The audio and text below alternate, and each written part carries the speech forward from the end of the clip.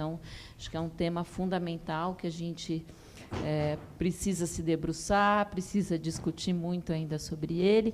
E eu fico muito contente de poder receber o Silvio aqui. Peço uma salva de palmas para ele. Obrigado.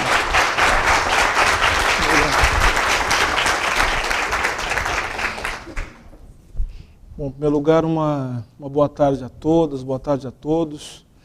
Eu fico muito feliz de participar desse momento, ainda mais que o convite foi feito pela Cláudia, né? A Cláudia, tive a honra de ser professor da Cláudia, mas é daqueles processos em que você, sendo professor, mais aprende do que propriamente ensina para o seu aluno. Então, aprendi muito com a Cláudia, então agradeço bastante o convite e a honra de poder participar desse momento. E eu quero inicialmente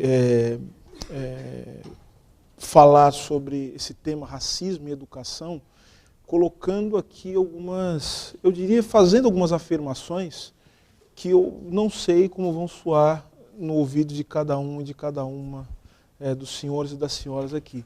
Mas é que essas afirmações são necessárias para que a gente possa tratar a questão racial tal como ela deve ser tratada. E desde já, eu quero contar uma coisa que aconteceu nesses dias em que eu me preparava para estar aqui com vocês. Aconteceu uma coisa bastante curiosa, né? A Cláudia me sugeriu, fazer uma inconfidência aqui, que eu falasse sobre história da educação no Brasil e relacionasse isso com a questão racial. Eu acabo de lançar um livro sobre racismo, o que é racismo estrutural, é um livro que eu acabo de lançar, em que eu trato o racismo e a questão da raça conectados, né? São questões que são conectadas com a história. E eu peguei alguns livros, né, que eu considerei que são importantes sobre a história da educação, fiz uma pesquisa, consultei alguns amigos meus que são especialistas em educação, são educadores de formação, e pedi a eles, olha, me indiquem os livros que vocês consideram mais importantes sobre a história da educação no Brasil, e eu quero estudar, eu quero ler esses livros para que eu possa estabelecer essa relação de maneira competente, enfim, porque eu tenho uma apresentação muito importante para fazer. E eles me deram esses livros, enfim, passaram alguns livros, inclusive alguns de forma digital. E eu, por curiosidade, fiz uma coisa, eu coloquei assim no localizar, na busca, a palavra raça ou racismo em um desses livros que é muito importante. Enfim, não vou falar aqui qual é, né? Mas a questão a palavra raça não apareceu nenhuma vez. Nenhuma vez no livro inteiro. E olha que não era um livro escrito por um único autor, era um livro organizado, em que vários autores escreviam sobre a história da educação no Brasil em vários períodos. Então, a palavra raça não apareceu. A palavra negro apareceu algumas vezes, apareceu umas 4 ou 5 vezes no livro, tinha umas 300 páginas. Aí eu comecei a achar estranho, eu pensei assim, bom, das duas uma. Ou eu estou estudando coisas que são absolutamente irrelevantes, né, que é a primeira coisa que eu pensei, acho que eu estou estudando algo que não tem a menor importância, a questão racial não é tão importante quanto eu acho que é, ou as pessoas não estão dando a devida importância para a questão racial. Fiquei entre essas duas possibilidades, mas aí me veio uma terceira possibilidade. E a terceira possibilidade eu quero tratar com vocês aqui hoje. Talvez a questão racial e o racismo, né, que a gente vai falar disso daqui a pouco, a gente tem a ideia de que a raça, né, a ideia de raça é que cria os racismos e o racismo, mas na verdade a gente vai ver que é o contrário. O racismo é que cria a raça. O racismo é um processo em que a raça, a ideia de raça vai sendo produzida e reproduzida ao longo da história e por meio de um processo político. A gente vai ver isso daqui a pouco. Mas a grande questão é, a terceira alternativa a essa ausência do debate racial, ou dessa quase ausência, eu não estou dizendo que ninguém debate isso, há pessoas importantíssimas que debatem isso no campo da educação, mas esse silêncio que nos leva a esse interesse pela questão racial, se dá pelo fato da gente enxergar a questão racial ou racismo como algo que é estranho à educação. Nós somos educadores, todos nós aqui, e nós acreditamos de alguma maneira que a educação ela é uma espécie de antídoto contra o racismo e contra os males do mundo. Nós acreditamos de alguma maneira que a educação ela é capaz de transformar as pessoas, e a educação transforma as pessoas mesmo. A educação é um processo de formação, de construção de sujeitos. Sujeitos que terão um papel importante na vida social, na confecção do que a gente chama de história, sem dúvida alguma. Só que o problema é que a gente acha que a educação ela sempre tem um papel transformador e emancipador. E não é exatamente assim. Então eu já começo fazendo uma afirmação que para mim é muito difícil de fazer como educador. Eu diria o seguinte, senhoras e senhores, se não fosse a educação, o racismo não teria como se reproduzir. Sim? O racismo, ele faz parte de todos os projetos e dos processos educacionais. O racismo não tem como se reproduzir longe das políticas educacionais. Então, talvez esse silêncio em relação à questão racial seja o fato de que nós naturalizamos o racismo de tal modo que ele não aparece diante de nós como um problema. E quando ele aparece como algo externo àquilo que a gente quer fazer e não como algo que está diretamente relacionado àquilo que nós vamos fazendo, àquilo que nós estamos fazendo há muito tempo. Então esse é um ponto que eu quero refletir com as senhoras e com os senhores. O papel da educação na reprodução do racismo. E ao mesmo tempo, nós temos que pensar o seguinte, bom, diante dessa notícia trágica, será que é possível pensar a educação dentro de um projeto emancipador? É possível fazer isso, mas desde que a gente entenda a educação como algo relacionado a dois outros elementos, que também, eu sou um jurista, né, de formação, sou formado em filosofia, enfim, no meu mestrado, doutorado, pós-doutorado, tentei juntar filosofia com direito, eu sou doutor em filosofia e teoria geral do direito, meu pós-doutorado também é nisso, mas eu fiz uma coisinha também que foi muito difícil de fazer. Eu juntei tudo isso com economia. E aí eu comecei, pois é. E aí a gente vai entendendo o seguinte, né? A gente só consegue pensar a educação, e isso aí, estou falando para quem já sabe disso, mas a gente só consegue pensar o direito e a economia se pensar a filosofia. Não existe possibilidade de você pensar economia sem pensar também o papel que a educação, né, e que a cultura, de uma maneira geral, joga na formação dos sujeitos que vão se relacionar dentro do ambiente socioeconômico. Não tem economia. A economia é uma relação social. A economia é uma relação social. Isso é importantíssimo. Então, o que a gente chama de mercado, né, por exemplo, o que a gente chama de capitalismo, nada mais é do que um complexo de relações sociais em que indivíduos assujeitados mediante um processo político desenvolvem um determinado tipo de relação. Né? Ou seja, a gente não consegue falar de economia sem falar de filosofia e não consegue falar de educação também sem falar de filosofia. Agora a gente tem que fazer a volta. Né?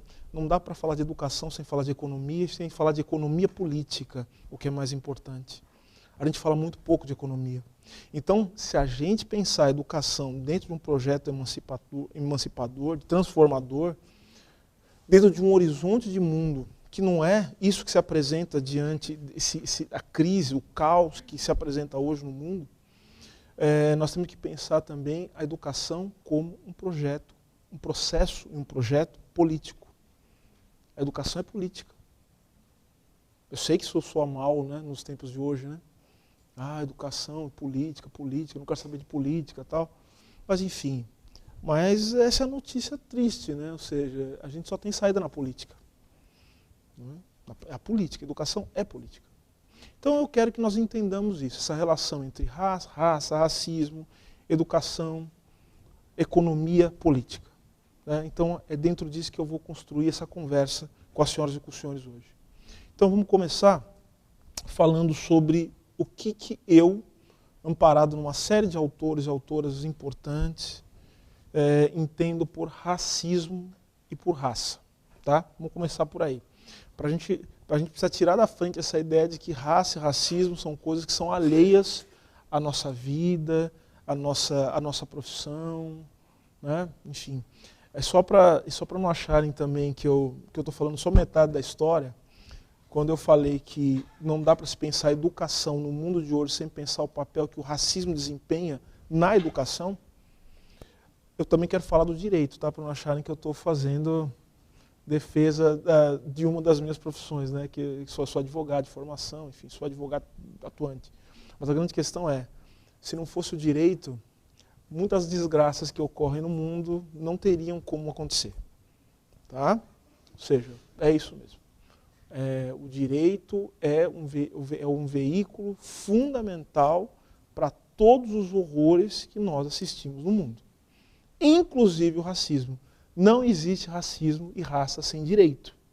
Né? Tá? E eu vou demonstrar aqui, eu quero mostrar algumas coisas importantes para vocês aqui a respeito disso. Então vamos lá.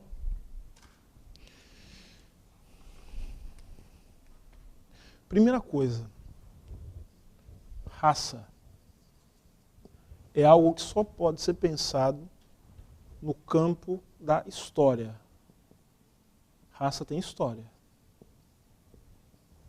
A ideia de raça não tem o mesmo significado, não mantém o mesmo significado ao longo da história. A raça, a concepção de raça. E, ao mesmo tempo, a concepção de raça, mesmo dentro de um mesmo período histórico, não tem o mesmo sentido, a depender também do local e do contexto em que esse termo é utilizado. Tá? E quando eu falo de raça, não estou falando só de negro, e não estou falando só de indígena, eu estou falando de branco também, porque branco também tem raça. Apesar que a racialização do branco funciona de uma outra maneira. Porque o branco, eu escrevo no livro, branco é uma raça cuja principal característica é não ter raça. É isso. Ser branco é nunca ter que pensar a respeito da sua própria raça. É nunca ter que ser racializado, e por isso que é raça. Por isso que eu acho muito engraçado, toda vez que você vai falar de racismo, né, com pessoas brancas que não entenderam ainda essa questão, elas falam que é identitarismo, né? E eu acho muito engraçado porque, assim, como a sua condição racial ela se revela também no seu discurso, né? Aquele que fala de identitarismo está revelando na sua crítica ao identitarismo a sua própria identidade como branco. Né? Ou seja, porque só os outros têm raça, só os outros têm identidade. Ser branco é não ter identidade, não ter raça, é ser universal. Olha só. Então vejam que interessante. Então isso é uma questão histórica. Agora, por que eu falei também que é uma questão contextual histórica? Pelo seguinte, o branco é branco aqui no Brasil. Só que eu conheço um monte que entra em depressão, sabe por quê? Quando ele vai para os Estados Unidos, por exemplo. Aí ele descobre terrivelmente que lá ele não é branco. Ele é ticano, ele é latino. E ele vai perceber isso sendo tratado como um latino e como um ticano, ele vai ser racializado. Ele vai perceber isso, principalmente, vejam, e quando ele... eu não estou falando dos brancos mais pobres, né, ou de classe média baixa que conseguem comprar aquele pacote, tal, e vão para lá, enfim, vão nos lugares turísticos que voltam. Vamos pensar aquele que vai estudar lá e que vai pensar que vai fazer parte da elite branca nos Estados Unidos ou na Europa. Esse aí que entra em depressão. Porque ele vai perceber que as coisas não funcionam desse jeito. Não funcionam. Ou seja, ser branco aqui não significa ser branco lá. Esse é o grande fardo do homem branco da periferia, do capital, né? Do subdesenvolvimento. Qual que é o grande fardo? O grande fardo que ele carrega é que para ele ser branco, ele precisa a todo momento afirmar a sua branquitude sobre outras pessoas. Né? Porque o pior medo é ser negro, né? E não ser aceito por aqueles que de fato são brancos, né? Que são aqueles que moram nos países centrais. Ele não é americano. Ele não é norte-americano, ele não é estadunidense, ele não é canadense. Ainda se ele for canadense, ainda da parte francesa, ele também está meio complicado, né? Porque os canadenses da parte francesa são chamados, né, de noir, né? Eles são chamados de negros canadenses também, porque são latinos. Né? Então vejam que raça é uma questão absolutamente vinculada ao contexto histórico. Não se retira a raça de contexto histórico. Tá? Então esse é um ponto fundamental. E para nós é um alento, né? Ainda bem que é. Então significa que ser histórico é sinal que pode ser superado. Que bom, né? Que bom que é histórico. Sinal então que nenhuma luta é em vão. Agora, raça pode ter sentido em várias coisas, né? Pode ter sentido, por exemplo, em características físico-biológicas, onde determinadas pessoas vão sendo identificadas a partir de tais características como membros de um grupo. ou então pode ser identificado a partir de um pertencimento a certas práticas culturais. E essas pessoas são racializadas porque comungam dessas mesmas práticas. Então vejam, o racismo ele pode ser as duas coisas ao mesmo tempo também, pode ser uma mistura, né, de características biológicas que alguns indivíduos compartilham entre si, que são identificados. Às vezes nem compartilham, mas quem cria a raça não é a pessoa que é racializada, é o racista. Então ele decide para você aquilo que você tem em comum com outra pessoa, com outro indivíduo. Que, aliás, é uma característica da raça também. Quem é racializado e quem é subalternamente racializado, falo negros, indígenas, né, aqueles que são sistematicamente discriminados ao longo da história, uma das características é você perder a sua individualidade. Né? Ou seja, um negro quando erra, ele erra em nome de todo o grupo. É engraçado que outro dia alguém veio me perguntar assim, né? Falou assim, vieram me perguntar de um sujeito que anda falando umas bobagens aí, tal, e ele é negro, né? Político. Vieram falar para mim assim, puxa vida, você viu? O que você está achando do fulano de tal que está falando aquelas besteiras lá? Mas por que você está me perguntando isso? A pessoa ficou meio constrangida, né? Então, estou te perguntando, porque ele é negro, né? Queria saber o que você acha. Aí eu falei assim, e o que você acha do Trump? Ah, não sei. Eu falei, não, porque ele é branco. Eu ia falar de outro presidente, mas eu resolvi não falar também, porque... Mas enfim, eu falei assim, e aí? O que você acha? Ele é branco. Por que eu tenho que responder em nome de todos os negros do mundo? Perceberam então o que significa? Isso é ser racializado. Você responde pelo seu grupo. Você carrega o peso de todo o seu grupo. E isso tem consequências devastadoras na vida das pessoas que são discriminadas. Consequências devastadoras do ponto de vista social, econômico e também de saúde. Né? Também de saúde. Não basta você fazer uma coisa certa. Você precisa ficar acertando o tempo todo para mostrar que você merece estar em determinados lugares. Percebe? Então vejam, raça não é uma coisa que vocês devem buscar uma explicação. Raça não explica nada. Isso é um ponto importante. Raça não explica nada. Porque raça não foi feita para explicar nada. Raça foi feita para criar confusão. Raça foi feita para dividir as pessoas. Raça foi algo criado, a concepção moderna, contemporânea de raça. Porque vejam, raça antes da modernidade tinha um outro sentido. Aliás, nem tinha esse sentido, a gente não consegue nem reconhecer. Raça, como nós conhecemos hoje, é uma coisa que surge, começa a ser criada a partir do século XVI e só ganha os contornos que ganha no século XIX. Tá? Isso é bem importante dizer. O sentido de raça que surge no século XVI, na modernidade, já é um sentido de classificação de seres, né? Seja de animais, depois vai para seres humanos, depois no iluminismo ganha, na modernidade ganha um outro sentido, e no século XIX ganha um sentido científico. Agora, a raça, tal como nós conhecemos, é um fenômeno da modernidade, que se liga com o que nós chamamos de modernidade. E, senhoras e senhores, vamos lá. Modernidade são várias coisas. Modernidade é capitalismo, modernidade é iluminismo, modernidade é racionalidade, mas modernidade também são coisas que pertencem a tudo isso. Ao iluminismo, ao capitalismo, é colonialismo e é escravidão. Tá bom? Isso é modernidade. A modernidade é esse pacote de desgraças. É isso que é modernidade. Então, quando se fala de iluminismo, de progresso, tal, tem que vir junto, né? Progresso, vem escravidão e vem colonialismo. Isso é fundamental. E veja, e quando vem escravidão, vem colonialismo, vem a raça junto. E quando vem a raça junto, a modernidade, a escravidão, o iluminismo, o que vem também? Vem o Estado, vem o direito, vem a educação. Perfeito? Então, a gente não pode desconectar essas coisas. Então, vejam, para que a raça se reproduza, e vejam que raça, aqui a raça ganha um outro contorno. A raça não é uma coisa, não é um conceito. A raça é mais do que isso. A raça é uma tecnologia de poder. A raça é uma tecnologia. Por meio da raça, a gente pode estabelecer e justificar meios de intervenção, de controle, Tá? E agora uma coisa que interessa diretamente às mulheres. Não tem raça e não tem racismo, que é o processo de constituição da raça e tudo que ela significa de ruim. Não existe isso se não houver sexismo também do outro lado. Para que haja a reprodução da raça, é fundamental que haja o controle sobre o corpo das mulheres e a sexualidade das pessoas. Vejam que a primeira medida de todo Estado racista, eu não estou falando de Estado racial, porque todo Estado é racial, tá? Todo Estado é racial. Mas alguns vão além disso, são racistas. Se pautam pela discriminação sistemática e aberta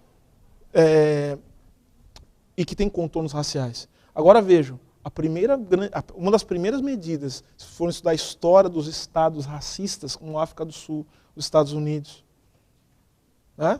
O que acontece? Eles impedem casamentos interraciais. É isso. Porque se você permitir casamento interracial, sabe o que acontece? Você quebra a narrativa da raça, que começa a misturar. Aí você já não sabe dizer quem é negro, quem é branco, tal, você não tem como estabelecer certas formas de controle. Então é isso, ou seja, a raça é uma tecnologia. Então ficar tratando raça do ponto de vista moral, racismo é ruim mesmo, é um horror, tem que ser condenado moralmente. Só que isso não leva a nada. E o que eu tenho percebido é que no campo da educação, a questão racial tem sido tratada como uma questão moral, pura e simplesmente. E não é uma questão só moral. É uma questão política. É uma questão econômica. A raça é tecnologia. Tá? E eu quero que vocês pensem isso no contexto das grandes crises econômicas, hein? Porque toda vez que tem crise econômica, a raça ela exerce um papel central para a reorganização das coisas. Porque quando tem crise, é necessário decidir, agora de maneira aberta, quem vive e quem morre. Adivinha quem vive e quem morre na crise? Vocês já entenderam, né? É o que está acontecendo no Brasil, é o que está acontecendo nos Estados Unidos, é o que está acontecendo na Europa, é o que está acontecendo nos países da África. Vejam a crise da imigração. A gente fala de imigrante, só que a gente tem que racializar imigrante. Os imigrantes que estão sendo impedidos de entrar não são os imigrantes dos países centrais, não são os imigrantes brancos, são os imigrantes que são racializados. Isso é fundamental a gente compreender. Ninguém acha ruim que venha gente da Europa aqui no Brasil e tal. Ninguém acha ruim. O problema é haitiano, o problema é senegalês, é nigeriano, é gente que vem dos países árabes. Essas pessoas são racializadas e essas pessoas, veja, elas não são impedidas de entrar, só que elas vão entrar numa condição de racializados, para ganhar salário baixo, super explorados, profundamente violentados. Então eu quero que vocês entendam isso, ou seja, a raça é uma tecnologia de poder. Então é por isso que eu digo, a gente fala de raça, tem que falar de história, tem que falar de política. Falar de política é falar do quê? Falar de poder. Não tem raça se não tem poder. Poder organizado, sistematizado. Raça é história e é poder. Fundamentalmente. E notem, falar de política e falar de poder é falar, portanto, de conflito. Então, todas as grandes transformações que ocorrem na dinâmica da raça, elas também têm que ser entendidas como parte da resistência daqueles que são violentados o tempo todo por conta da sua condição racial. Senão a gente não teria política de cotas hoje. Senão a gente não teria, né, também encerrado a escravidão. Obviamente que tem uma condição conjuntural, contextual, para o fim da escravidão, ou seja, o Brasil acordou no meio da Revolução Industrial, só que a Revolução Industrial não significou também o fim da escravidão. Não significou. Então, as condições do fim da escravidão no Brasil, elas têm uma relação com a conjuntura da economia política internacional, nacional e internacional, mas tem a ver também com os processos de luta que aconteceram dentro do Brasil. Tá? Então, isso é muito importante, entender que raça é espaço do conflito. Então, a todo momento a gente está querendo mudar essa condição, né? Então, eu gosto muito da frase de Frantz Fanon, né?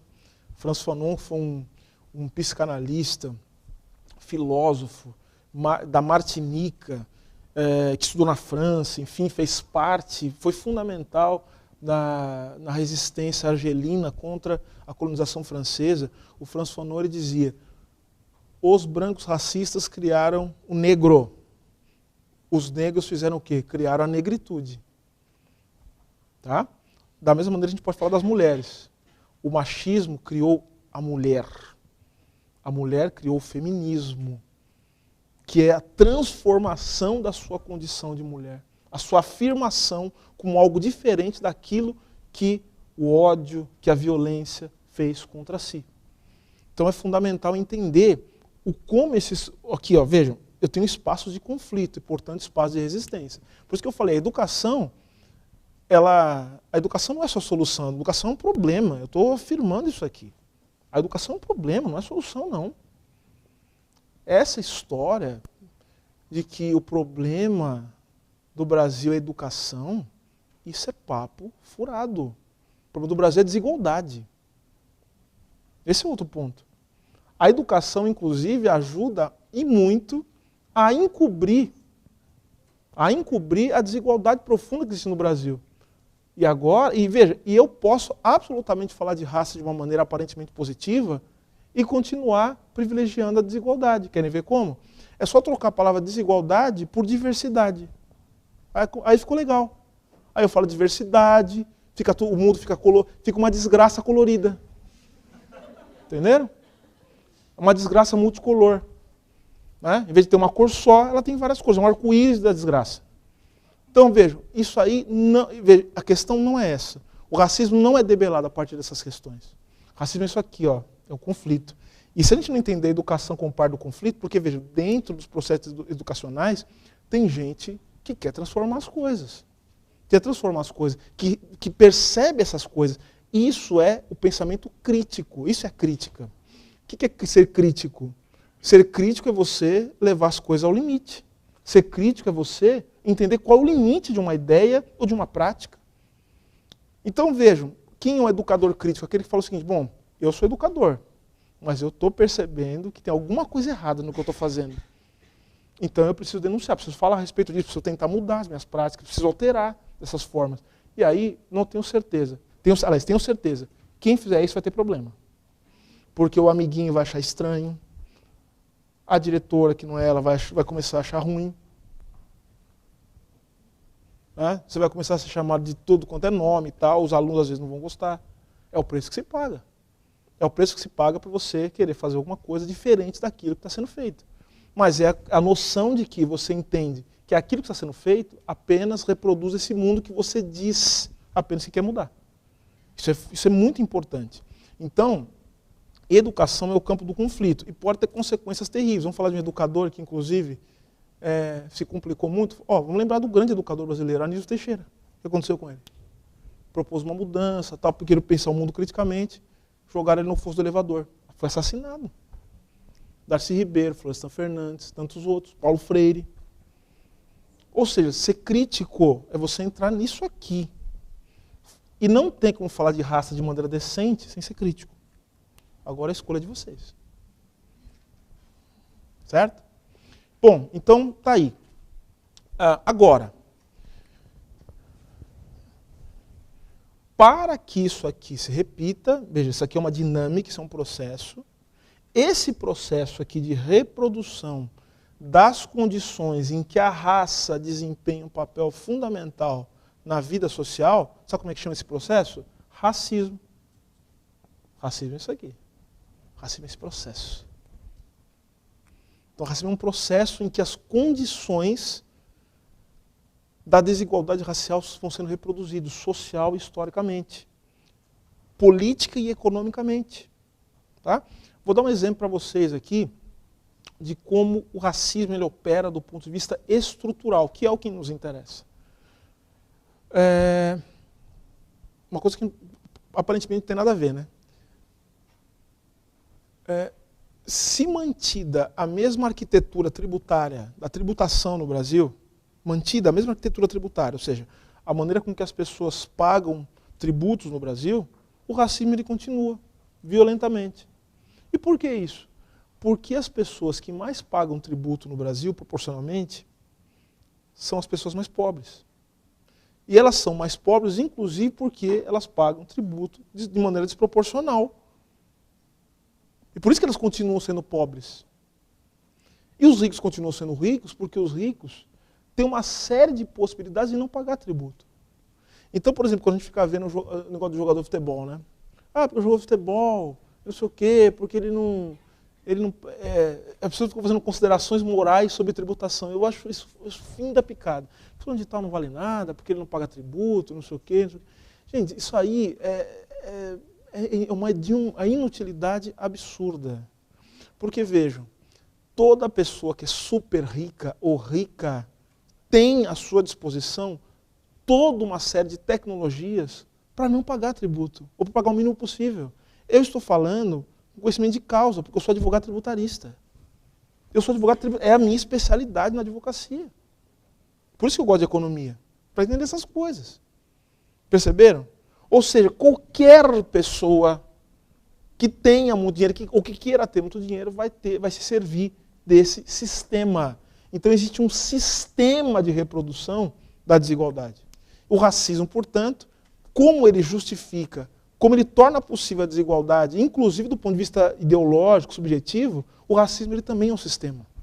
Ele tem que se revestir num sistema. Um sistema que se coloca do ponto de vista imagético, mas se coloca do ponto de vista prático, econômico também. Exemplo do imagético. É necessário que o tempo todo a superioridade dos brancos seja afirmada ideologicamente nos meios de comunicação. A gente naturaliza que algumas pessoas ocupem certos lugares e certas posições, enquanto outras pessoas que pertencem a certos grupos sociais, raciais, não estejam lá. Tanto que é muito estranho. É muito estranho quando você vê pessoas negras em certa posição. Querem ver o que é o racismo? O racismo não é só quando você entrar um negro aqui e alguém tacar uma pedra no negro. O racismo é quando entrar um negro aqui e fala assim, o sujeito é professor, a pessoa faz assim, aí entra um negro e a pessoa, nossa, isso aqui é o racismo. Perceberam? Porque a gente não tem na cabeça que um negro possa ser professor e que possa ocupar certas posições, ou que possa... Eu tenho um sócio, que uma época ele foi... O meu sócio de advocacia, uma certa época da vida dele, um dos meus sócios, são dois, ele foi acionista de um banco pequeno. Aí falou assim, eles falaram que ele era banqueiro. Ele falou assim, vai entrar o banqueiro, tal, não sei o que. A hora que ele entrava, as pessoas falavam assim, assustavam, claro. Estou dizendo que é bom ser banqueiro, estou dizendo assim, que é muito estranho ver um banqueiro preto, né? É uma coisa muito esquisita, assim, uma coisa que não, veja, não está nem no nosso horizonte. Parece realismo fantástico, né? Assim, uma coisa, percebe? Então vejam, o que eu quero dizer é que o racismo ele é um mecanismo, um sistema de reprodução de condições objetivas e subjetivas. Subjetivas e objetivas. E aí, quando a gente fala de subjetivas, adivinha do que a gente está falando? Adivinhem? Educação. Olha só que beleza. Você tem que ter um sistema educacional racista para reproduzir as condições subjetivas do racismo. Me parece óbvio, né? Agora, falando assim, parece óbvio. Vocês entenderam? Então, a gente pode ver isso, professor Silvio, mas eu não estou convencido ainda. A gente pode ver isso na história do Brasil. A história da educação no Brasil, ela demonstra isso de maneira bastante evidente. Né? E o que nos interessa, fundamentalmente falar aqui, eu vou falar disso daqui a pouco, é falar da educação pós-republicana, principalmente. Né? Eu não preciso nem falar da educação pré-republicana, porque a gente está falando primeiro que você não tem exatamente você não tem um projeto nacional, não tem projeto nacional de educação no Brasil. O período colonial, então, piorou, o período do Império, uma coisa muito precária. A gente começa a falar de educação pública mesmo, né?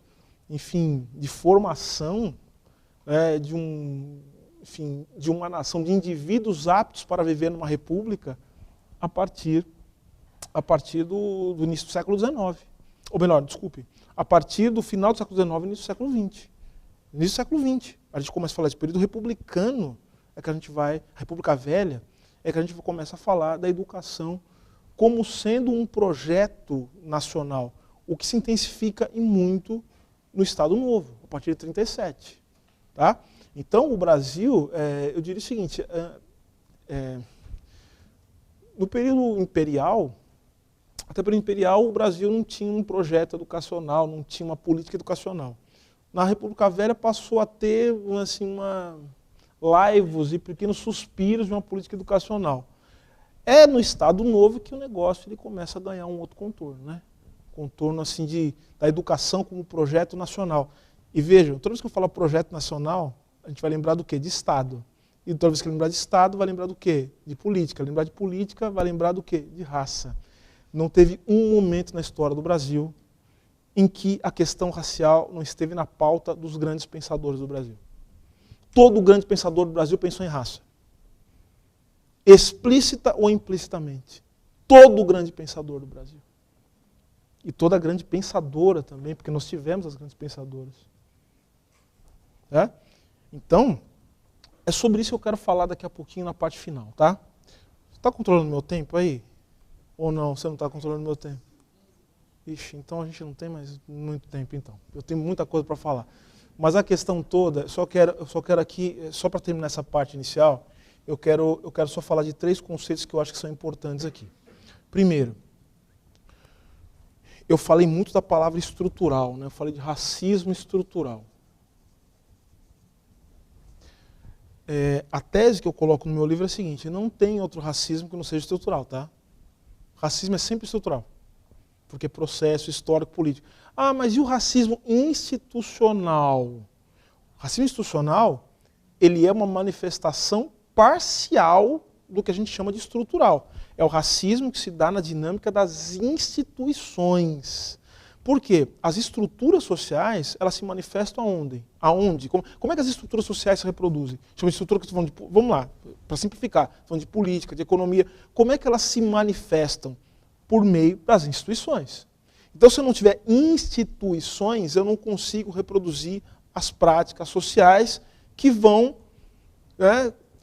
enfim, dar sentido e continuidade às estruturas. Então, vamos lá dar um exemplo. O Estado é uma instituição? Sim ou não? O Estado é uma instituição? E dentro da instituição, o Estado, portanto, ele é a principal instituição. Né? E dentro dessa dinâmica, o Estado, ele também está conectado com uma série de outras instituições que dele dependem diretamente. O que um autor importante estudar na educação chama de aparelho ideológico. É óbvio, os aparelhos ideológicos do Estado. O Estado sustenta tais instituições. Então, veja, escola. Veja, não tem como, não tem escola que não tenha ligação direta ou indireta com o Estado. O Estado dá pauta, de alguma forma. E, obviamente, vejam, o Estado, ele mesmo, ele é o resultado das condições estruturais da sociedade. Não é o Estado que surgiu primeiro, a sociedade depois. É a sociedade, e é a partir da sociedade que o Estado se sustenta, porque existe um tipo de sociedade, que é o que a gente vive, que torna o Estado possível. Ou seja, é só numa sociedade em que as pessoas se relacionam como indivíduos, estabelecem entre si uma dinâmica econômica de troca, é que tem que haver um poder centralizado, e que vai ter que gerenciar isso, que vai ter que organizar essa vida social. É algo que, por exemplo, não se vê na Idade Média. Não tem Estado no mundo medieval. Não tem poder impessoal. Por que tem poder impessoal no nosso tempo? Porque a ideia é que todo mundo é livre igual. Se todo mundo é livre igual, o Estado tem que ser impessoal. E aí, veja, tem que ter uma coisa chamada direito. E o direito também tem que ser impessoal. A legalidade, Estado de Direito, essa coisa toda. Por quê? Porque nós nos orientamos pela legalidade que é impessoal, e não pela ordem pessoal de um rei, né? Enfim, de um padre, eventualmente. Não é isso. Então vejam que a ideia da impessoalidade, a ideia da troca mercantil generalizada, do capitalismo, depende da existência do Estado como uma forma política da sociedade. Então, notem, o Estado é uma instituição necessária para a reprodução das condições estruturais da sociedade. Se a sociedade, para que a sociedade se mantenha capitalista, é necessário que haja o quê? Instituições que reproduzam as práticas do capitalismo. Certo? Então são escolas. Só que dentro das instituições, veja, as instituições, elas têm conflito. As instituições são lugares de luta. Né? Por isso que eu falei para vocês, a história não está decidida. Não está decidida. Está duro, né? Veja, tem momentos que é mais difícil lutar, vídeo o momento que a gente vive hoje, e tem momentos em que a gente às vezes acha, poxa, agora a gente está ganhando, né? Ó, estão acontecendo algumas coisas legais. Só que existe uma coisa que é a luta. É a luta pela hegemonia. A instituição tem luta pela hegemonia. Quem é que vai... Veja, como é que a gente vai... Quem é que vai mandar na instituição? Mas para continuar mandando tem que ceder um pouquinho aqui. Ou seja, é a luta, é o conflito permanente. Então veja o que eu falo. O racismo, ele é institucional. Mas ele, antes de tudo, é o quê? Estrutural. É da estrutura social a divisão racial. Assim como a desigualdade também é estrutural. A desigualdade não é criada pela instituição. A instituição reproduz as práticas que levam à desigualdade. Tudo bem? Só para te diferenciar, por que essa diferença é importante? Porque, para a gente não achar que o fim do racismo está na reforma das instituições. Tem muita gente que acha isso. Tanto que tem muita gente que acha que o racismo acaba com política de cota. Política de cota não acaba com o racismo. O racismo tem outras bases estruturais, não é institucionais. Então, se você colocar cota para professor, cota para aluno, isso não acaba com o racismo. Inclusive, a depender de como seja feito isso, o racismo ele continua numa boa, relax, tranquilo. Porque aí você tem o quê? A tal da representatividade, que é importante, mas não é tudo. Porque tem muita gente que ela é pertencente a um grupo, mas ainda que ela venha estar numa posição de poder, ela não representa aquele grupo, porque não representa os interesses do grupo. Você sabe o que eu estou falando, né? Sabem, né? Então vejam, tem umas amigas minhas que falam assim, ó, eu prefiro, tem certos lugares que eu prefiro que certas mulheres nem estejam. Porque, veja, elas servem para duas coisas. Primeiro, para legitimar todo tipo de desgraça que for feita contra as outras mulheres. Porque a pessoa vira e fala assim, não, agora aqui tem uma mulher. Então, veja, estou amparado. Então, tudo que eu fizer aqui, ó, tem representatividade. Claro? Então, representatividade é importantíssimo, é fundamental, porque ajuda a quebrar, inclusive, essa questão imagética que envolve o racismo, só que não é tudo. A representatividade pode ser também um tiro no próprio pé, muitas vezes, porque ela pode ser manipulada. Querem um exemplo histórico? O governo do George Bush. O secretário de Estado americano era um negro. E a secretária também de Estado norte-americana, também depois, era uma mulher negra. O ministro da Suprema Corte americana, o mais reacionário de todos, que vota contra a ação afirmativa, que vota contra a igualdade, que vota a favor das empresas, contra os grupos sociais, contra os indivíduos, é um homem preto, retinto. Estão percebendo? Então, a questão racial, ela não... Veja, se a gente ficar caindo nessa história, que a questão racial se resume a questões biológicas e tal, e basta ter representantes desses grupos racializados no poder institucional para mudar as instituições e acabar com o racismo, a gente vai se dar muito mal. Muito mal. Tá? Até porque, pelo seguinte, o que eu acabei de falar antes, né? Os brancos também têm raça, ainda que eles achem que não tenham. Então, se alguma coisa não mudar para eles também, tem um autor que eu gosto muito, que é um homem negro, que é um homem muito importante, enfim, ele tem que ser resgatado. A gente fala muito pouco dele, que é o Guerreiro Ramos, né? Alberto Guerreiro Ramos, um dos intelectuais mais importantes que o Brasil já teve, dos anos 50 e 60. O Guerreiro Ramos, ele é praticamente o fundador da administração pública no Brasil, Alberto Guerreiro Ramos. Alberto Guerreiro Ramos é fundador da FGV, para vocês terem uma ideia. E praticamente, a FGV praticamente não fala dele. Né? Mas eu vou fazer uma semana Guerreiro Ramos lá. Vai ver só. Sou professor, agora eu vou fazer uma semana Guerreiro Ramos. Vocês vão ver. E aí é o seguinte, para discutir, e veja, o Guerreiro Ramos é o sujeito que não está discutindo só a questão racial. Ele diz o seguinte, ó, eu estou discutindo projeto nacional, desenvolvimento, administração pública brasileira, só que eu acho que nenhum desses temas se discute sem discutir a questão racial. Então o Guerreiro Ramos, ele começa a implicar com os autores, que são até aliados, né?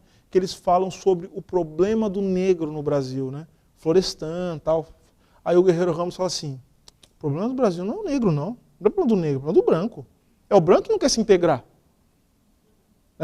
Então, assim, o Guerreiro Ramos ele chama de patologia social do homem branco brasileiro.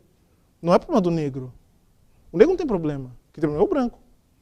Então vejam, nesse sentido, a questão racial deve ser tratada como um problema de todo mundo, de todos nós. Porque, notem, a gente fica falando de desenvolvimento econômico, superação de crise econômica, crise política no Brasil. Vocês acham que consegue superar algum tipo de crise ou se desenvolver um país em que 54% da população é negra e é tratada como lixo?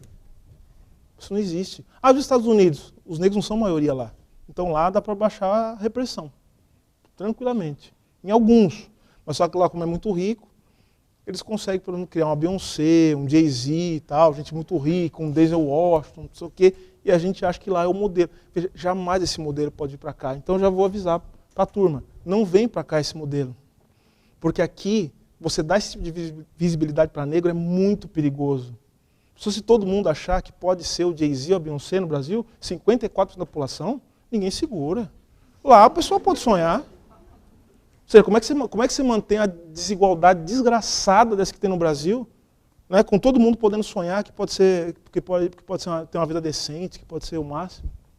Então é necessário o tempo todo você passar a imagem de que as pessoas que pertencem a grupos racializados, negros, indígenas, são pessoas de quinta categoria e que isso é uma coisa atávica, que não vai mudar. Aqui no Brasil não dá. Aqui no Brasil o negócio tem que ser muito violento, mas tem que ser muito sutil. Notaram? Então vamos lá, para a gente terminar a última parte, tá? Eu falei para vocês que tem uma relação evidente entre projeto nacional no Brasil e racismo e raça. E falei que todos os grandes pensadores do Brasil, que pensaram o Brasil enquanto nação, eles pensaram na questão racial explícita ou implicitamente. Vou dar alguns exemplos aqui para vocês. Primeiro, os intelectuais da República Velha, a pergunta que, veja, depois que você teve a proclamação da República, depois que você teve o fim da escravidão, a grande pergunta era o seguinte, como é que isso aqui vai ser um país? Era a primeira pergunta que eles faziam. Como é que a gente transforma isso aqui num país?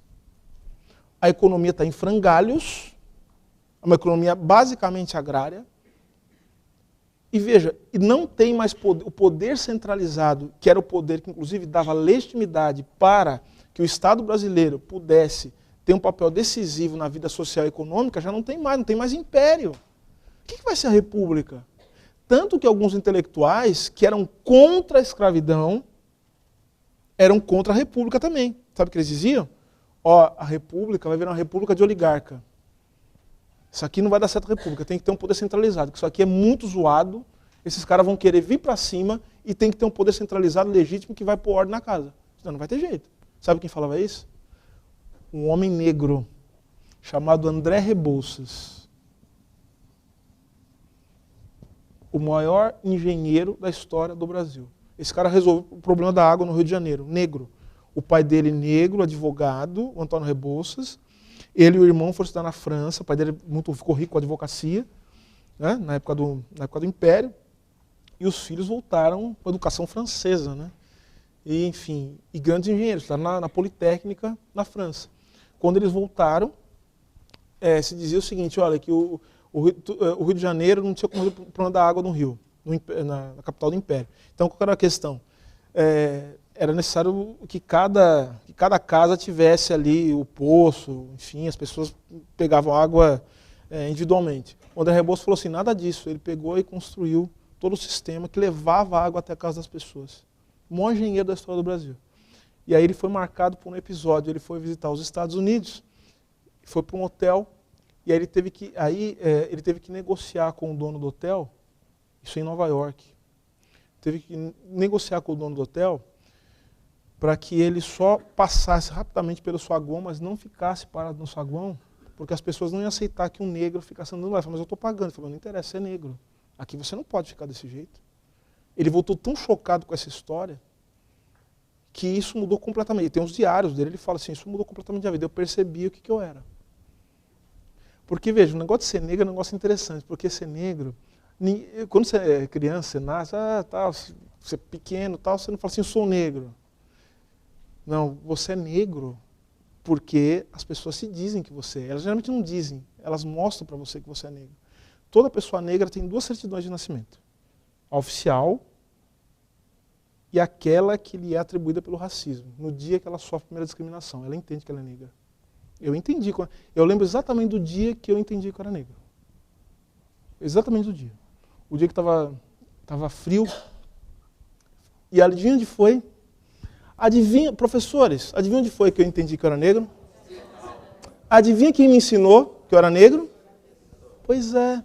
Olha só, a educação emancipa, liberta. Liberta coisa nenhuma. A educação põe ordem. A educação, em geral, ela coloca ordem. Ela estabelece ordem. Ela coloca as coisas e as pessoas no seu devido lugar. Eu aprendi. Estava frio, todo mundo foi de gorro. Eu tinha uns 5, 6 anos. Ó. Aí a professora pegou, tirou o gorro da minha cabeça e falou assim, você não pode ficar com esse gorro, todos os colegas de gorro. Eu falei, por quê? Porque você fica parecendo um bandido. A professora falou isso para mim. A minha mãe ficou louca. A professora teve que se esconder, porque ela ia bater na professora. Eu não estou apoiando o que a minha mãe ia fazer, mas eu não sei se eu conseguiria segurar, porque são sentimentos assim, primários, né, que você fica, assim, é uma coisa muito violenta. Aí esse dia eu aprendi que eu era negro. Aí outras coisas foram me mostrando que eu era negro. Uma coisa, as pessoas negras daqui talvez saibam, os homens principalmente, né? São aqueles que morrem, os mais jovens. Eu nunca saí com RG, eu nunca saí de casa, daqui na padaria sem RG. Daqui, assim, de casa até a padaria. Até hoje. Estou em casa, a padaria fica do lado da minha casa, eu estou de bermuda, de chinelo, eu estou saindo, eu pego o dinheiro e pego o meu RG e coloco no bolso. Meu pai nunca deixou eu sair sem RG, na vida. Eu não sei o que é sair na rua sem documento, identidade. Mas por quê? Não, sabe por quê? Para você mostrar que você tem nome e caso aconteça alguma coisa com você, para mostrar que você tem família. Vocês entenderam, então? Então, ou seja, eu aprendi que eu era negro. Todo negro aprende que é negro. Tá? E toda mulher negra, e mulher também aprende que é mulher, né? Sim, com certeza. A hora que começa a ganhar presente, a hora que começa a ser sediada, a hora que o pai também e o professor começa a dizer o que mulher deve fazer e que homem deve fazer. São essas coisas que vão mudando a subjetividade da gente. Não é o sexo, não é a cor da pele, não é o sexo biológico, não é a cor da pele. Né? É a política. Então, veja, eu falei do André Rebouças, que o André Rebouças voltou mudado. Quando ele voltou, o que ele fez? Ele liderou o movimento abolicionista no Brasil, junto com o seu grande amigo, né? Que é o Joaquim Nabuco, e o outro amigo também, José do Patrocínio. Os 3 grandes nomes da abolição no Brasil. O André Rebouças, ele inclusive deixou no diário dele, ele deixou assim um símbolo, né? Que era um triângulo, e representa os 3 pontos fundamentais da abolição. Tem até um livro da professora Ângela Alonso que conta essa história, né? Que é Flores, Balas e Votos. Flores, Balas, que foi a maior campanha, o maior movimento social do Brasil, da história do Brasil, foi o movimento abolicionista. Liderado pelo André Rebouças, que era o homem da organização, da logística. A outra ponta, Joaquim Nabuco, né? Seus discursos, tal, né? E José do Patrocínio. São os grandes líderes nacionais da abolição no Brasil. Só que assim, o André Rebouças era amigo, sabe de quem? Do imperador. Tanto que quando o imperador ele sai do Brasil, o André Rebouças vai junto com ele. Porque ele falava, isso aqui não vai rolar. Isso aqui vai virar uma oligarquia, os ricos vão mandar, não vai ter nada de bom aqui. Enfim, em parte ele estava certo. Tá? E ele tem um grande projeto econômico para o Brasil, porque essa é a grande pergunta. A pergunta, quando você pergunta assim, o que vai ser esse país? Como é que o Brasil vai ser um país? Como é que o Brasil vai ser uma nação? Quando eu falo de nação, eu estou falando como é que o Brasil vai se integrar. O que vai fazer com que todos os brasileiros estão pertencentes a isso que a gente chama de Brasil? Só que essa pergunta está ligada com uma outra. A pergunta é a seguinte, como é que essa nação vai se apresentar no concerto das nações do capitalismo internacional? É o desenvolvimento, a economia. A pergunta sobre o que vai ser o Brasil envolve a pergunta sobre o que vai ser o Brasil no capitalismo internacional. Então é o pensamento social junto com o pensamento econômico brasileiro. Então, tanto que o André Rebouças, ele falava o seguinte: a gente precisa curar esse horror que foi a escravidão. A escravidão é uma doença que a gente vai demorar anos para curar. Anos. E aí ele tinha todo um projeto econômico para o Brasil. Então veja, estou falando aqui do André Rebouças, vou ser bem rápido. Então veja, estou falando desse pensador, ele está pensando a questão da escravidão. Eu podia citar aqui Tavares Bastos, né? Isso aí já um pouco antes, né? Podia citar o Visconde do Uruguai, que são autores importantes e que estão pensando a questão da escravidão e a integração nacional, como é que forma o Estado brasileiro, estão pensando raça, estão pensando escravidão. Eu posso citar aqui, vejam depois, o autor também falando sobre questão racial. Eu posso citar Nina Rodrigues.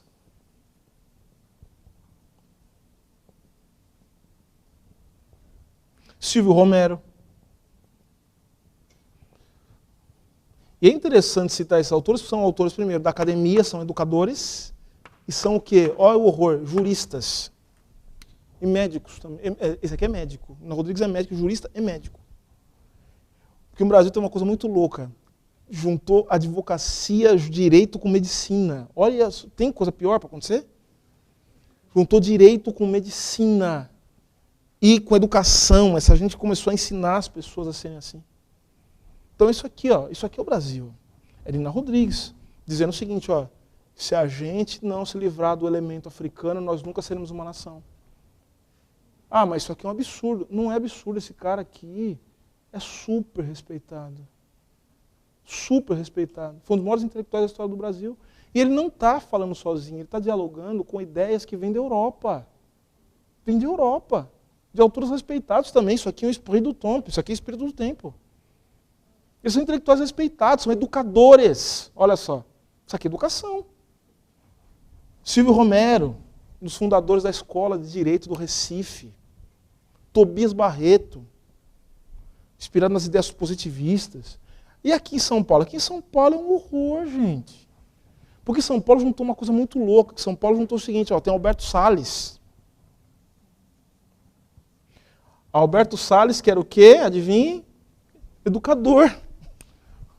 Professor. O Alberto Salles, olha só o horror. Ele é um sujeito que ele tá querendo pensar a república. O que seria a república? Porque assim, é necessário preparar as pessoas para viver na república. Ele está inspirado em quem? Ele tirou essa ideia da cabeça dele sozinho, assim? Ele é um homem inteligentíssimo. Não, ele está lendo Thomas Jefferson, que todo mundo acha, oh, Thomas Jefferson. Horror.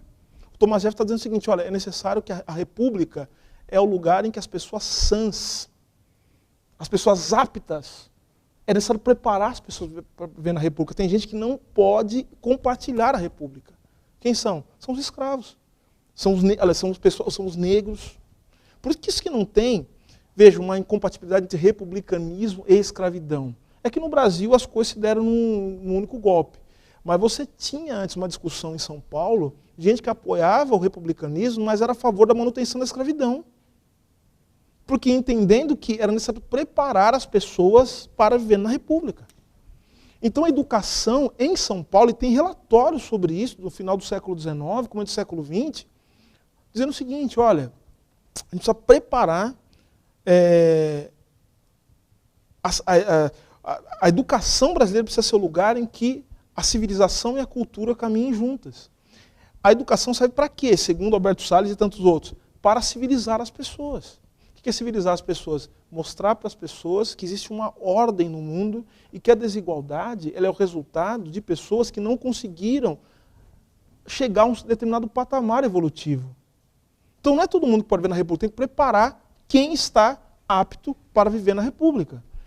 Esses sujeitos todos, sabe onde eles estão fixados? Na Escola de Direito do Lago São Francisco. E é o pessoal que lê um sujeito chamado Herbert Spencer. Já ouviram falar dele? Herbert Spencer é um sociólogo darwinista. Evolucionista. São essas as origens aqui, senhoras e senhores, do pensamento mais abalizado que nós temos sobre o que é o Brasil. São Paulo é isso aqui. Tanto que quando teve a Revolução de 30, Quem é o Estado que criou uma universidade para pensar contra o resto do Brasil? Adivinha? São Paulo. A USP, eu sou uspiano, posso falar, é a Universidade da Mágoa. As pessoas criaram a USP e é a mágoa, assim, é o cluster da mágoa nacional. A gente tem uma data magna para celebrar o dia que nós perdemos. 9 de julho, virou nome de avenida, data magna, virou feriado, o dia da derrota. Perceberam então o que é São Paulo? É isso aqui. Ou seja, mas isso aqui tem um contexto econômico. Quem é que está por trás disso aqui? Quem é que está dando uma base material para isso aqui? São os cafeicultores. O pessoal que é essa elite, a locomotiva do país, mais importante que todo mundo. Olha só o discurso, ó. Você viu que as coisas não acabam assim? Olha o que é ideologia. Ideologia é um negócio desgraçado, é isso aqui, ó. Penetra na mente das pessoas, no coração das pessoas. Isso é um negócio muito violento. Então vejam que na República isso aqui, ó, é racismo científico. Agora, e no Estado Novo? Estado Novo, assim, agora, aí o Brasil vai deixar de ser fazenda, vai virar Estado mesmo. O Brasil era o quê? O Brasil não era nem um país direito, era uma fazenda. Café e pecuária.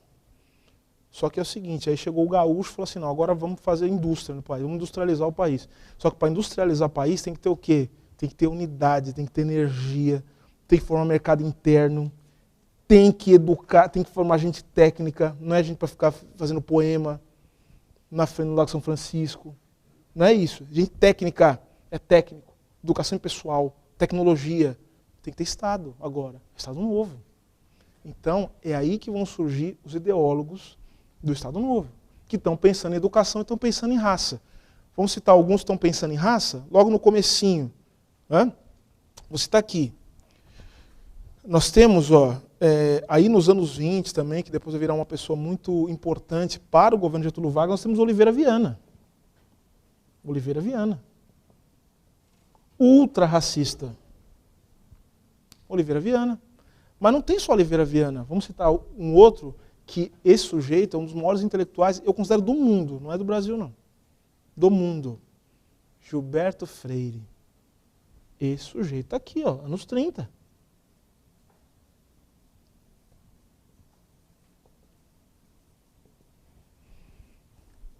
Então vocês já entenderam qual que é o discurso sobre a questão racial que surge a partir do momento em que o Brasil se torna um Estado industrializado e que também vai ser a base da educação nacional, democracia racial.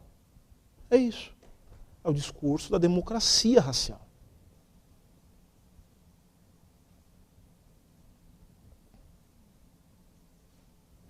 A ideologia da democracia racial. Agora só que eu quero que vocês vejam, e aí eu encerro. Eu quero que vocês prestem muita atenção numa coisa. Esse discurso da democracia racial, eu vejo muita gente falando isso aqui como se fosse uma grande bobagem, uma mentira. Isso aqui não é mentira, isso aqui é ideologia. Como é que a ideologia se torna verdade? Nas práticas das pessoas. Então isso aqui é ideologia, a ideologia é prática material, ela é reproduzida pelas práticas, pelos discursos. É isso aqui, ó. E democracia racial, veja, uma coisa é a ideia da democracia racial, o discurso, outra coisa é o mito da democracia racial. E o mito é uma coisa que foi apropriada, inclusive, por algumas pessoas, alguns intelectuais, que são intelectuais progressistas. O Florestan Fernandes, quando ele fala do mito da democracia racial, ele está querendo dizer o seguinte, olha, não tem democracia racial, mas seria muito legal que ela existisse. Só que daí tem que ter reforma econômica, tem que ter transformação política. Então, se a gente se mirar para a democracia racial, pode ser uma coisa interessante. Porque senão a gente fica confundindo os freirianos, assim, conservadores, com Darcy Ribeiro e Florestan Fernandes, que são outra coisa. A gente pode ver os limites disso. Mas vejam, a democracia racial é uma ideia que está na base do pensamento econômico e social do Brasil a partir dos anos 30. Qual que é a ideia aqui fundamental? A ideia é a seguinte, o Gilberto Freire nunca disse que não tem conflito de raça, ele disse que tem conflito, mas ele disse que a resolução dos conflitos se dá pela própria dinâmica que se estabeleceu nas relações dentro do latifúndio. Ou seja, nós conseguimos, apesar das diferenças, dos conflitos, da violência, nós conseguimos instituir uma dinâmica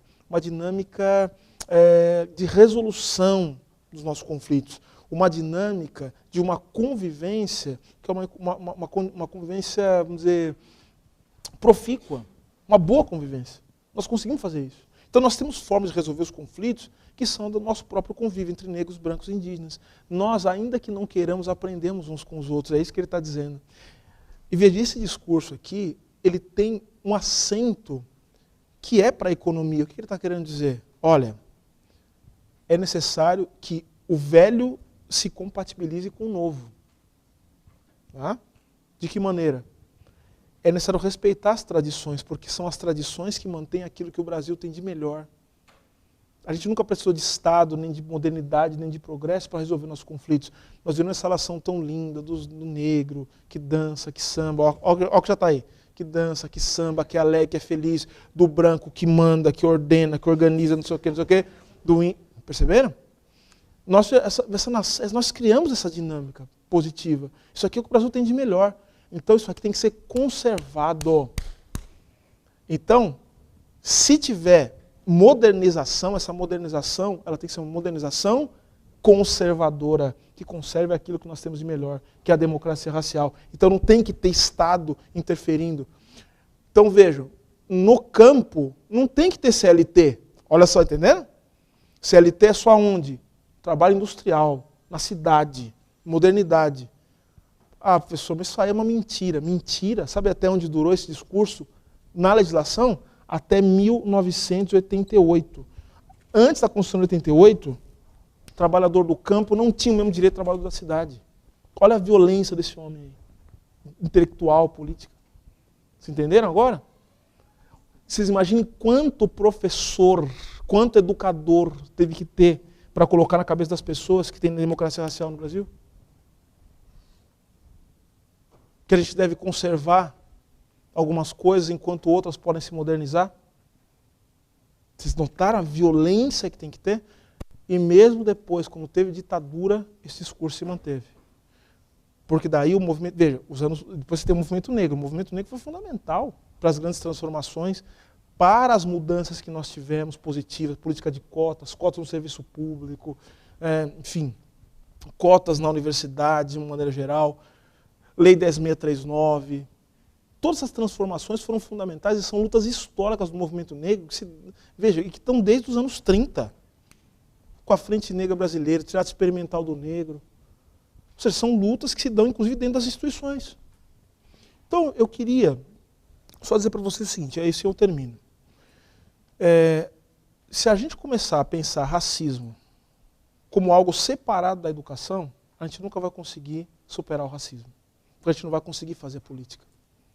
A transformação maior é uma transformação que não se dá nos métodos educacionais, que devem ser feitos, a gente deve experimentar coisas. Mas as grandes transformações, elas são políticas. É pensar em viver num horizonte de sociedade bem diferente desse, em que a gente aplica os nossos métodos educacionais. Então, quer dizer, a educação é fundamental, ela é importante inclusive para desmontar tudo isso aqui, mas desde que a gente entenda que nós estamos mergulhados e somos parte do problema. Então, ou seja, a gente não vai chegar com uma força externa para resolver um problema que não é nosso. O problema também é nosso. Porque a gente também precisa se transformar. Tudo bem? Obrigado, senhoras e senhores. Obrigado.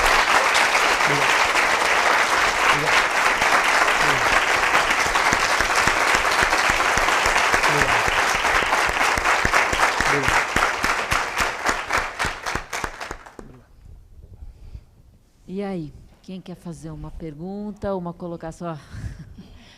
Ó, só depois devolve o microfone, hein?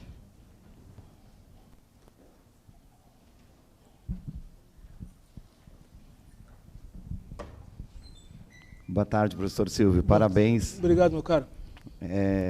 Eu sou professor de Educação Física aqui da Escola da Vida. Que legal. Meu pai foi jogador do Corinthians. Eu falei isso, a menor parte do meu currículo eu não falei. Meu pai foi goleiro titular do Corinthians. Que bacana. E eu queria ouvir um pouco do senhor um comentário sobre o papel da igreja e da religião relacionado à questão do racismo. E essa minha pergunta é pelo seguinte. Agora, recentemente, eu tive a oportunidade de escolher um trabalho num prêmio voltado para a educação, que se chamava A Politização dos Estudantes e a Desconstrução de Preconceitos. Né? E o professor levou para os alunos, o professor do CIEJA, né, de Educação de Jovens e Adultos, e ele levou para os alunos uma proposta de se trabalhar com o maracatu, a dança do maracatu. Certo. E aí, quando começou o trabalho, alguns alunos começaram a rejeitar por conta de uma manifestação vinculada, segundo esses alunos, a questão da macumba, da umbanda, e começaram a dizer, né, aquelas frases comuns da igreja evangélica, estigmatizando a manifestação cultural. Aí, enfim, ele conseguiu fazer um trabalho de contextualização do papel da escravidão, da visão do colonizador, enfim, e aí conseguiu trabalhar essa desconstrução do preconceito com os alunos, e fez um cortejo, enfim, conseguiu fazer um trabalho e de uma certa forma, avançou na desconstrução desse preconceito. E aí eu queria ouvir um pouco do senhor em relação a isso, dessa deslegitimação que existe, né, das manifestações religiosas africanas e o papel da igreja, enfim, escutar um pouquinho isso. Tá. Bom, vou pegar aqui, vou anotar. Primeiro, essa questão da religião é uma questão bastante delicada, e eu falo com muita tranquilidade.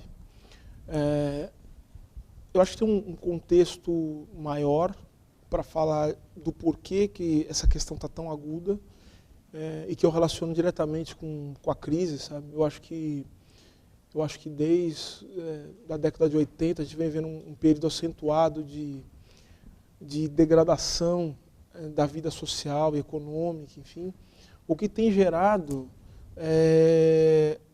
uma perda de esperança no político, no poder da política, e que tem feito com que o campo da religião seja um espaço também de projeção das expectativas de vida das pessoas. Isso é um fenômeno que a gente tem que discutir bastante amplamente, e no Brasil e nos Estados Unidos, principalmente, isso tem tomado proporções bastante grandes. Alguns estudiosos vão relacionar isso à quebra do estado de bem-estar social, né? A quebra do estado de bem-estar social fez com que algumas visões mais conservadoras, até reacionárias da religião, tomassem espaço, inclusive nas grandes religiões reveladas, né? Ou seja, porque isso não acontece só no cristianismo, isso está acontecendo também no islamismo e acontece também no judaísmo, o vídeo que está acontecendo hoje no Estado de Israel. Então, eu acho que esse é um ponto importante. O segundo ponto que eu destaco é o que eu acabei de falar aqui sobre instituições. As instituições são lugares de luta por hegemonia. Então, a gente não pode tratar uma religião ou uma denominação religiosa como se fosse um bloco único, em que não houvesse divergência, não houvesse complexidades. Há muita complexidade no campo das religiões, inclusive das religiões neopentecostais, que eu acho que você está se referindo mais abertamente. Então, nós temos hoje, dentro das religiões neopentecostais, movimentos que são minoritários, reconheçamos, e que não concordam com esse tipo de visão. Tá? Agora, você tem também dentro dessas denominações pessoas que se aproveitam desse momento que nós estamos vivendo de profundo conflito, de ódio, enfim, para também impor o seu poder.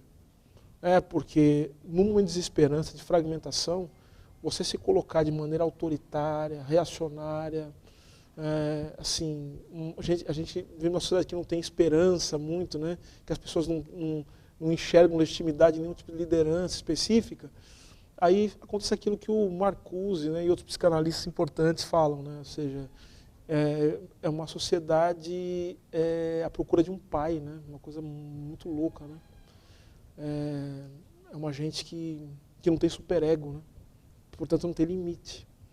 Então é um pouco do que está acontecendo hoje. Então esse é o primeiro panorama. Então a gente não pode o segundo panorama. Então a gente não pode tratar como se não houvesse divergência. E há divergências profundas, enfim, e as pessoas que não concordam com esse tipo de coisa ou estão encolhidas ou estão sendo profundamente discriminadas e perseguidas dentro das próprias igrejas. E eu falo isso porque eu conheço muita gente assim.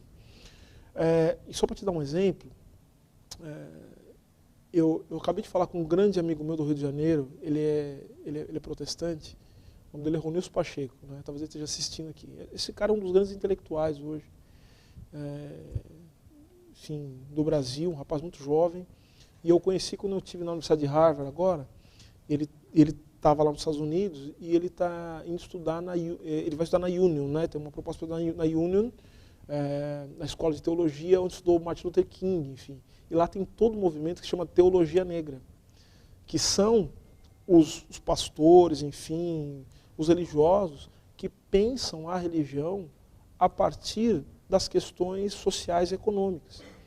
Então, Martin Luther King, ele morreu, o Cone, né, que é um grande teólogo, um dos pais da teologia negra, que se não pai da teologia negra, que morreu há pouco tempo. Eles fazem relações muito interessantes. Por exemplo, eles relacionam a figura de Cristo às pessoas que eram linchadas no sul dos Estados Unidos, né? Então eles fazem leituras muito interessantes da religião, a religião como emancipação. Você tem também autores como Jürgen Moltmann, né, o alemão. A gente tem também um autor que eu gosto muito, vou me lembrar o nome dele daqui a pouco, ele fala o seguinte: estar em paz com Deus é estar em guerra com o mundo. Né? Que eu acho uma frase sensacional. Ou seja, então a gente tem uma série de pessoas pensando a religião como lugar da emancipação. E por fim, eu quero que você observe um detalhe. Você percebe como essa discriminação em relação às religiões de matriz africana não é porque elas são africanas, tão somente. É porque elas são negras. Né? É racismo. É racismo. Ou seja, ou se alguém, eu gosto muito eu sou nerd, né, eu confesso. Desde os anos 80 eu gosto muito de quadrinhos, jogo videogame, faço essas coisas. Sou muito empolgado com filme de super-herói. O dia que eu vi o Homem de Ferro a primeira vez no cinema, eu não acreditava que eu estava vendo aquilo em 2008. Então, a questão é a seguinte: é impressionante como a gente acha legal o Thor, mas não acha legal o Xangô, né? Eu acho impressionante, cara. Isso é racismo, cara. Não tem explicação. Até porque o Thor fazia sacrifícios humanos, o Xangô nunca pediu isso, meu orixá, né? Pois é, então você tem uma dimensão do racismo muito violenta, muito violenta. E que eu acho o seguinte: a gente resolve isso na política. Vou te dizer uma coisa, sou capaz de apostar. Se a gente estivesse vivendo num ambiente econômico mais igualitário, se houvesse legitimidade no poder, se houvesse alguém que passasse um risco no chão e falasse o seguinte: ó, para todo esse risco aqui o bicho vai pegar, vocês não aceitam racismo, sexismo e tal, isso aí não estava do jeito que está. Ou seja, porque assim, você tem pessoas que são convictas desse tipo de coisa, você tem uma massa que luta contra isso, você tem uma massa assim, que é manobrada a partir da circunstância. Se o movimento do barco do Brasil e do mundo fosse outro, as pessoas estavam do nosso lado. Não tenha dúvida disso. É a luta pela hegemonia.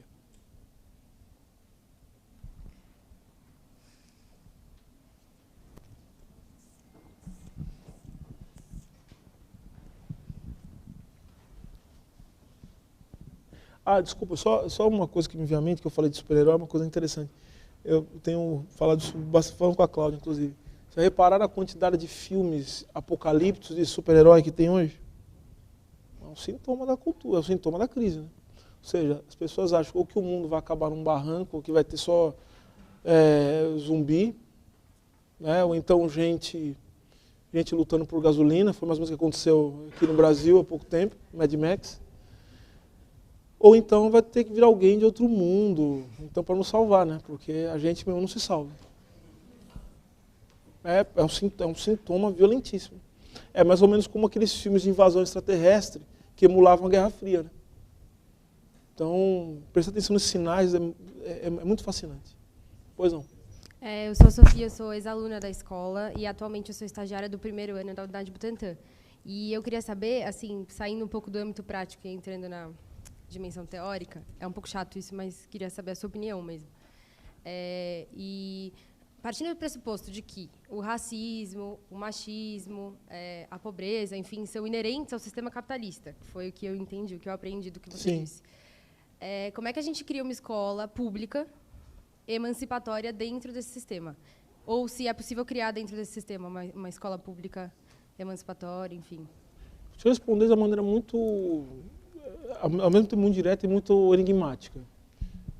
Nesse sistema, a gente só tem uma coisa a fazer, lutar. É só isso que a gente faz. Não tem oásis, não tem descanso. Eu estou muito convicto de uma coisa, sabia? E é isso que faz, isso dá graça na vida.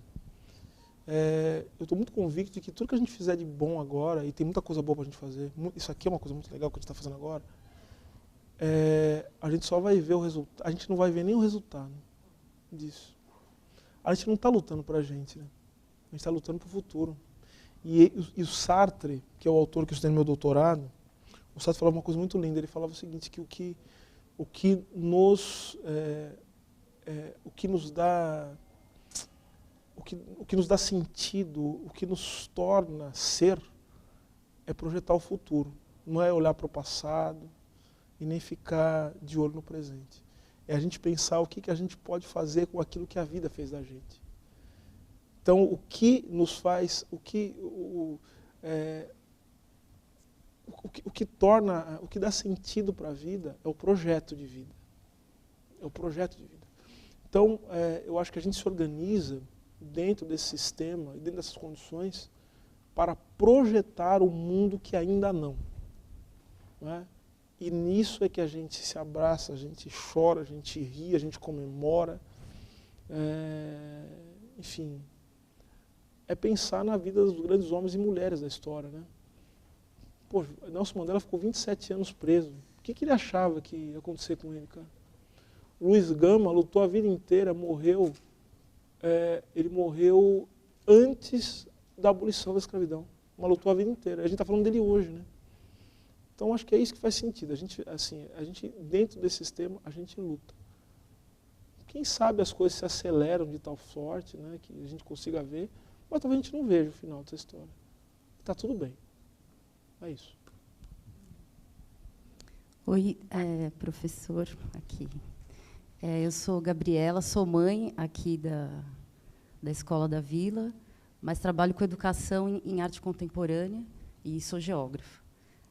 Só acho interessante colocar que, nesse momento, a gente está tendo uma formação na Bienal e um dia da semana, de toda a formação, a gente trabalha questões interraciais. Legal. E está sendo muito importante, porque a gente vê que, enfim, a gente tem que estudar outros autores, a gente tem que se estudar, tem que se entender, né? Não dá para falar de outro assunto sem a gente se olhar, né?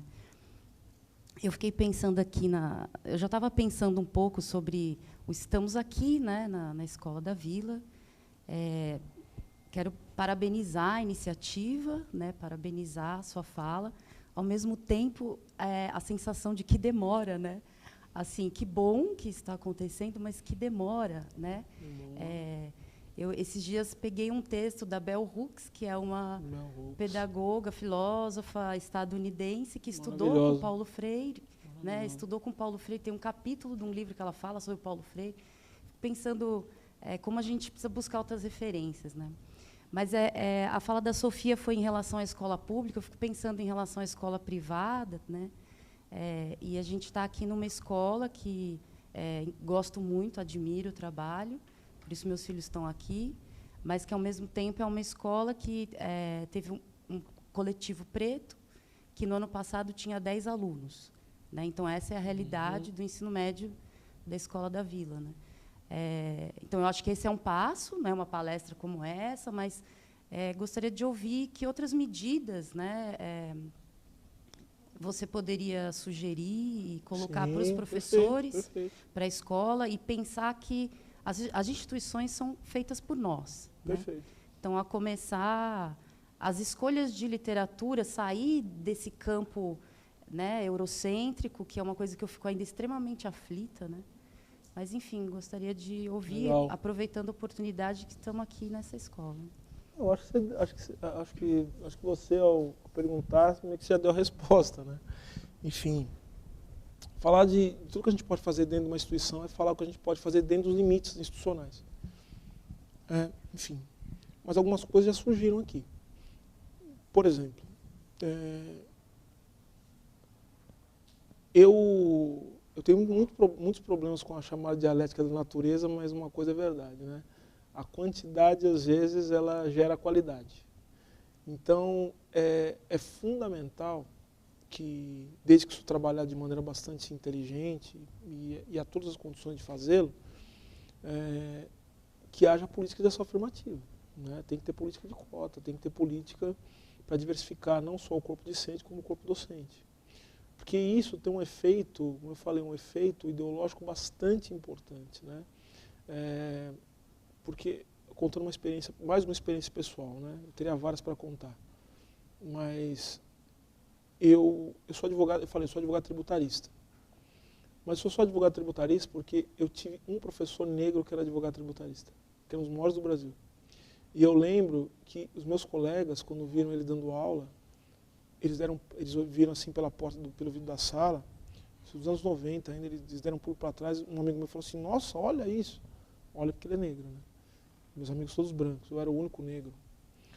E aí eu falei assim, nossa, eu fiquei encantado com aquele homem dando aula, enfim, ele era um professor magnífico. E aí eu perguntei para um amigo meu, ele dá aula no quê? Ele falou, dá aula de direito tributário. Eu falei, o que é tributário? Aí ele falou assim, não sei. Eu falei, eu também não sei, mas não interessa, eu quero fazer isso aí. Eu quero fazer porque ele está fazendo. Você entendeu? Então, isso tem um efeito transformador. Agora, uma coisa também que eu acho que é importante dentro desse processo é que a gente não pode repetir, a pretexto de fazer o bem, as práticas que são práticas racistas, no sentido de colocar as pessoas no seu devido lugar. Então, eu tenho muito problema quando as pessoas me chamam, e obviamente não foi o caso da Cláudia, que é queridíssima, quando as pessoas só me chamam para falar sobre questão racial. Eu não sou doutor em cotas. Eu sou doutor em filosofia e teoria geral do direito pela Faculdade de Direito do Lago São Francisco. E o meu doutorado, eu fiz questão de fazer isso, inclusive uma dica do professor Alisson Mascaro, que foi meu orientador. A dica dele foi a seguinte, olha, você só vai escrever sobre questão racial, ou sim, como tese, quando você tiver escrito muito sobre outros assuntos. Ou seja, meu mestrado é em Lukács, meu doutorado é em Sartre, eu escrevo sobre teoria da regulação, sobre teoria da crise, meu pós-doutorado é teoria do sujeito do direito, né? Sartre, Lukács, Althusser, eu estudei. Enfim, eu estudo economia política, eu estudo Keynes, eu estudo Marx, eu estudo Adam Smith. Tá? E agora, eu acabo de publicar meu primeiro livro sobre questão racial. E que fala de tudo isso. Fala de economia, fala de política. Ou seja, a gente não pode repetir isso com as pessoas, achar que as mulheres só podem falar de feminismo. Ou só podem falar de si mesmas. Ou seja, o primeiro passo para a gente quebrar o racismo é reconhecer que as pessoas podem falar do que elas quiserem falar. E do que elas tiverem competência para falar. Certo? Então, acho que esse é um ponto que eu acho absolutamente fundamental. E eu costumo dizer, a exemplo, uma amiga minha que é juíza no Rio de Janeiro, que é negra, ela fala assim, Adriana, ela fala assim que ela pauta a questão racial, só que a questão racial não pauta ela. São coisas distintas. Então, eu acho que a gente precisa começar a desnaturalizar, acho que esse é o papel da educação, né? O papel da educação crítica é a quebra da ideologia.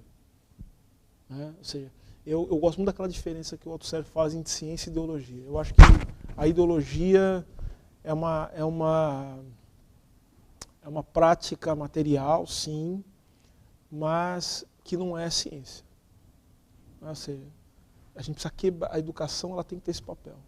Acho que é quebrar a ideologia, quebrar os sentidos, mostrar outras possibilidades. Eu fico pensando nos professores de literatura, né? Vocês têm professor de literatura aqui.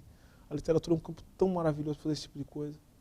Tão incrível para mostrar outras possibilidades de dar sentido para o mundo, outras narrativas, outras perspectivas.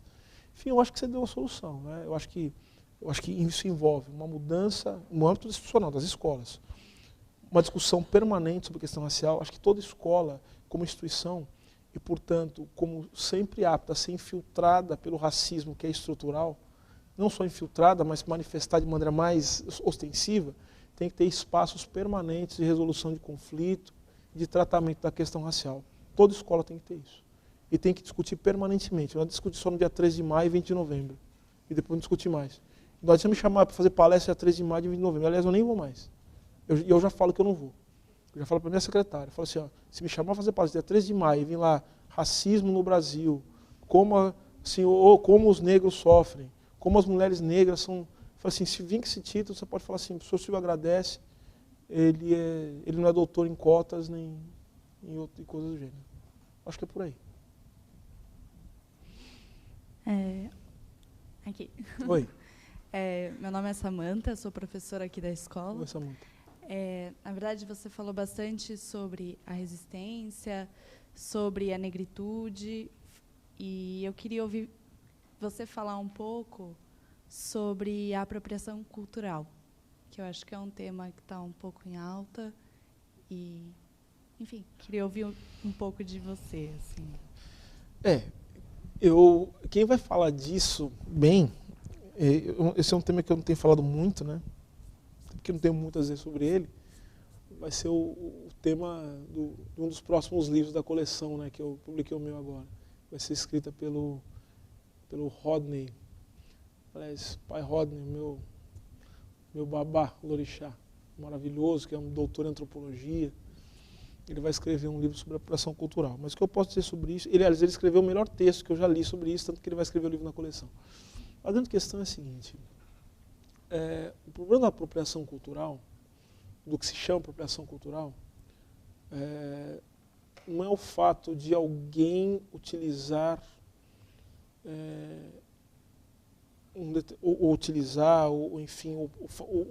ou praticar algo que seria identificado como algo da cultura de outra, e não é esse o problema. O problema que a gente deve discutir, e aí eu quero fugir de discutir indivíduos, eu quero discutir contextos, práticas, estruturas, é quando determinadas pessoas elas não podem praticar aquilo que é próprio da sua cultura, enquanto outras podem fazê-lo sem qualquer tipo de contestação. Então, para mim, tratar de apropriação cultural não é discutir indivíduos, ou como os indivíduos se identificam. Porque uma coisa que a gente tem que estabelecer uma distinção é entre identidade e identificação.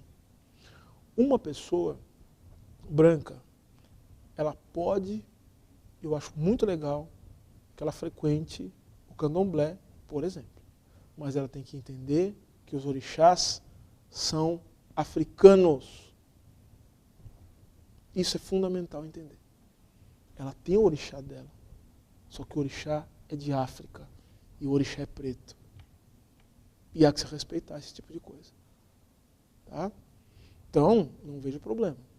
Não vejo problema em alguém usar um adorno tal, próprio de uma outra cultura, mas desde que saiba também que aquilo pertence a uma determinada prática cultural e saber também quais são os privilégios que a pessoa tem ao poder utilizar aquilo ali enquanto outras pessoas não podem fazê-lo. Né? Eu acho que tudo passa por isso. Entender esse jogo de identidade e identificação. Eu acho que é por aí. Tá? Não compactuo com qualquer tipo de proibição de você se identificar com algo da cultura de alguém, enfim, acho que não é isso que se trata, tá? A discussão é outra. A discussão é discutir racismo. Quando a gente fala de racismo, a gente está falando de uma questão. Falar de racismo é falar de subalternidade de um lado e privilégio do outro. Ser branco não é cor da pele, ser branco é ter privilégio, são coisas distintas. Então é importante entender esse jogo, como parte do jogo da política. É isso. Boa noite, professora. Meu nome é Verônica, eu sou professora da educação. O nome da minha mãe. É um nome muito bonito. Eu também acho. Lindíssimo. Ninguém nem me chama por ele aqui, na verdade, eu sou conhecida na escola como Kiki. Eu trabalho na educação infantil e, ouvindo o que você falou, inclusive, assim, a tua linha de pesquisa no Sartre, existencialismo, enquanto me parece que, pelo menos para mim, algumas decisões que são pessoais são caminhos muito óbvios, no macro, no estrutural, no institucional, eu sinto que a gente está vivendo um pouco uma crise de legitimidade política, né? Porque se você não só no Brasil, mas se você parar para pensar que logo que durante a era Obama, você teve o movimento Black Lives Matter, e que você teve uma das mais baixas participações nas votações depois disso. E, bom, não vou nem entrar em pormenores na situação política do Brasil, mas eu fico pensando como que quem tem interesse, nós, pessoas normais, que tem interesse em participar, em colocar no poder pessoas que representem esses valores que a gente está discutindo aqui, como fazer isso quando a gente está vendo crise de Estado de Direito, de legitimidade, movimentos extremistas de intolerância por todas as partes ressurgindo. Como levar isso do micro, dos nossos valores pessoais, para o macro, passando pelas instituições que estão tão deslegitimadas? Tá.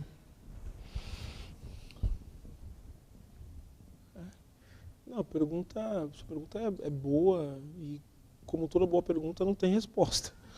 Mas assim, a filosofia a gente aprende uma coisa, né? A história se sustenta pelas perguntas e não pelas respostas.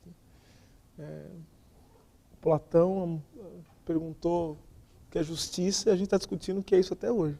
A resposta dele nem interessa tanto, mas é boa. A da Aristóteles é melhor ainda, só que a questão é a pergunta. Mas a grande questão que você colocou é o seguinte: você colocou uma série de elementos que a gente pode pensar e tem que pensar.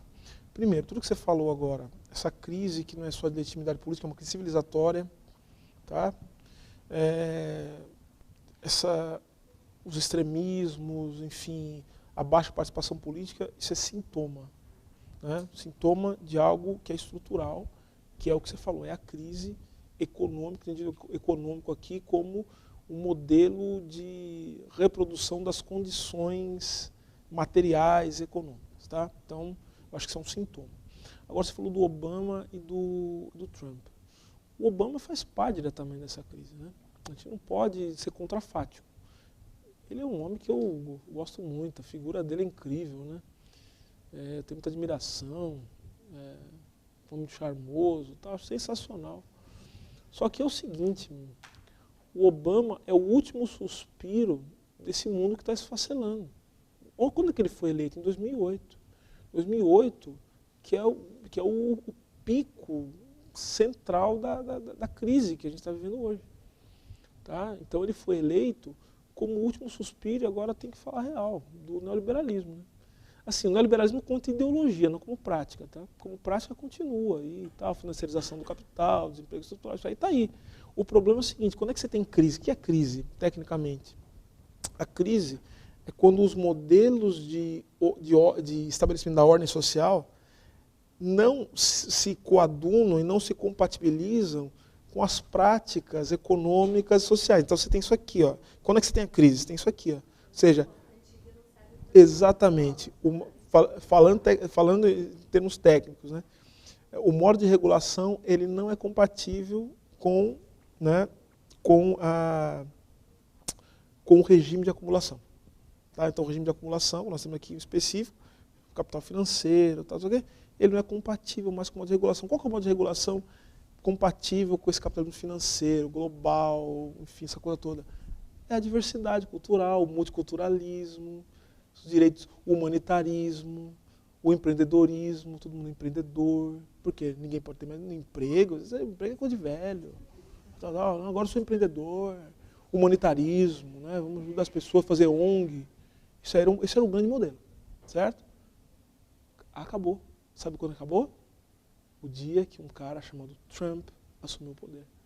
Ou seja, a única coisa que mantém o mínimo de coesão, ou seja, que não faz as pessoas se revoltarem completamente com esse modelo econômico, Veja, não temos como você convencer as pessoas de que o modelo econômico que elas vivem é o sinal do multiculturalismo. Não tem como você virar para um trabalhador da Romênia, que está lá no Canadá, e virar para ele e falar assim, não, deixa ele trabalhar 18 horas, porque é da cultura dele. Agora é a revolta. Não tem mais meio de regulação para isso. E a única forma de lidar com isso, sabe qual é? É o fascismo. É a porrada. É a pancadaria. É o racismo explícito.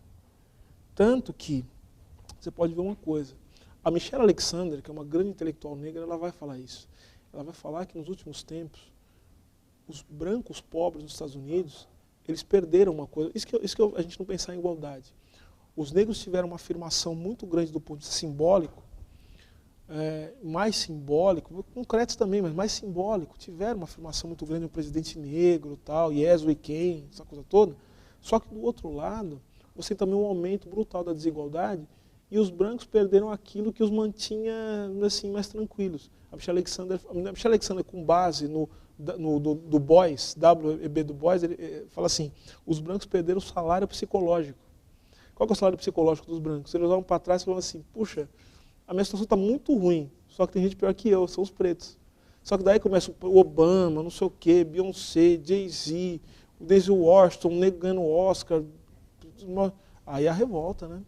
O cara não aguenta.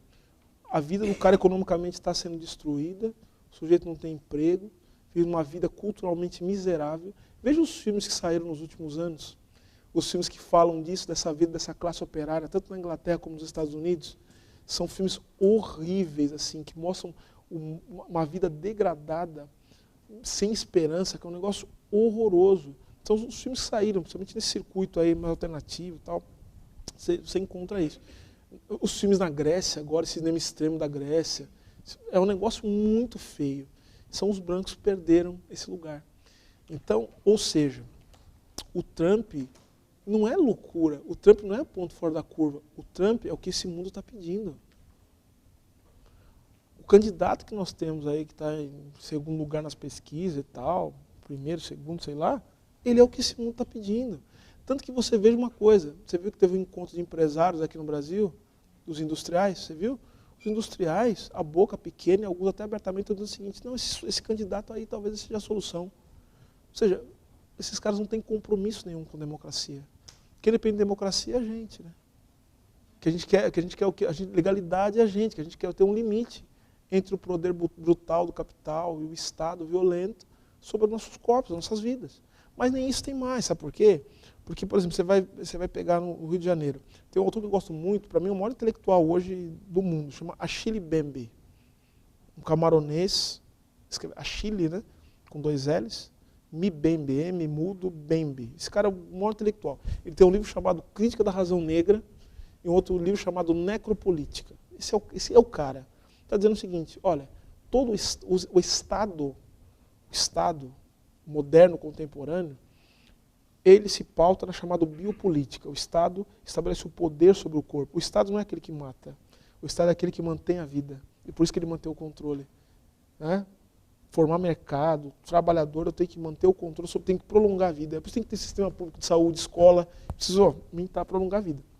Só que ele fala, sob as condições do neoliberalismo, o que eu tenho hoje é a necropolítica. Não é o controle sobre a vida, mas o controle sobre a morte. Eu defino quem morre. Então, vejam, como é que você gera o mundo pela necropolítica? Por meio de estado de exceção. Olha o que está acontecendo no Brasil. Olha os juízes. Olha o promotor. Olha o advogado. Acabou, não tem limite. Não tem limite. Por meio de estado de sítio permanente. O estado de sítio permanente é o seguinte, você estabelece um poder sobre uma área, o policial com a arma na mão vai decidir quem vive e quem morre e não vai ter que reportar a nenhum superior. Você saiu no horário, ele te dá um tiro nas costas. Ele te mata. Eles atiram de um helicóptero de cima na rua e matam gente. Ninguém quer saber que é inocente ou não. Sabe por quê? Porque depois aparecem aqueles programas do fim de tarde, dando álibi imediato para quem mata. Chamando de vagabundo. Aí aparecem aquelas imagens horríveis na televisão, né? Da mãe perto do corpo do filho, balançando a carteira de trabalho para mostrar que o filho é trabalhador. Só que agora nem carteira de trabalho vai ter mais. Isso é necropolítica. Ó, está acontecendo nessas periferias de São Paulo, está acontecendo no Rio de Janeiro. Esse é o mundo do Trump. Esse é o mundo. Então, ou seja, a tua pergunta é uma pergunta difícil de resposta, mas ó, isso é história. Esse tipo de coisa, ele não dura para sempre. Até porque não tem como durar para sempre um negócio desse. Mas a grande pergunta não é o que para onde o mundo vai. O problema é o seguinte, o que nós vamos fazer para o mundo tomar um rumo diferente? Porque, veja, ao final disso tudo, não vai ter um arco-íris. Pode ter o Mad Max lá, é isso mesmo. A questão é que a gente precisa fazer projeto. E isso é o bonito da política. A política é o lugar de projetar o futuro. O lugar é projetar o futuro. A gente tem que projetar o futuro. Agora, como a gente vai fazer isso? Não sei como nessas condições, mas a questão é a seguinte, a gente vai fazer, alguém vai fazer. Se a gente não fizer, alguém vai fazer. Né? O que a gente tem que fazer agora é tentar fazer o trabalho, tentar fazer com que as pessoas que venham depois da gente tenham o trabalho mais fácil. Tem alguns caminhos para apontar. Por isso que não é besteira a gente ficar escrevendo livro, tendo, sabe, epifanias intelectuais. É fundamental. Veja, hoje, estudar, refletir, pensar, né, é um ato de resistência. É fundamental. Pensar hoje vira um ato revolucionário. Não tenho dúvida disso. É isso, senhoras e senhores. Obrigado.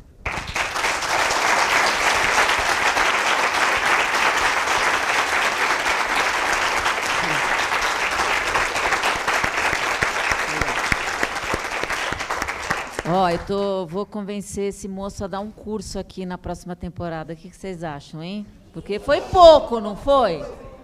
Então, gente, eu queria super agradecer o Silvio. Queria dizer para vocês que estão aqui que a palestra está no Facebook e ela ficará. Então, divulguem. Acho que se a gente quer começar um movimento aí, se a gente quer agitar isso, uma coisa que a gente pode fazer é distribuir essa conversa aqui para outras instituições. A gente passou muito da hora, mas eu acho que não dava para interromper antes. Desculpa a Paulinha, que está assistindo, que é uma professora daqui, que fez uma pergunta enorme. Eu vou te encaminhar. Eu respondo. E aí ele responde, tá? Então, não deu, Paulinha. A gente deu prioridade para quem estava aqui. Então, gente, muito obrigada e até a próxima. Valeu.